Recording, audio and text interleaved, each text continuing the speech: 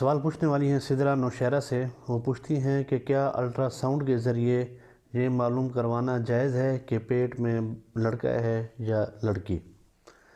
تو میری بہن ایسا ہے کہ مرد ڈاکٹر سے الٹرا ساؤنڈ کروانا بوقت ضرورت جائز ہے، عام حالات میں جائز نہیں ہے، کیونکہ اس میں سطر کو چھونا اور دیکھنا جو ہے نا وہ لازمی ہوتا ہے، لہٰذا صرف جنس معلوم کرنے کے لیے یہ درست نہیں، کیونکہ یہ ضرورت کے میں داخل نہیں ہے۔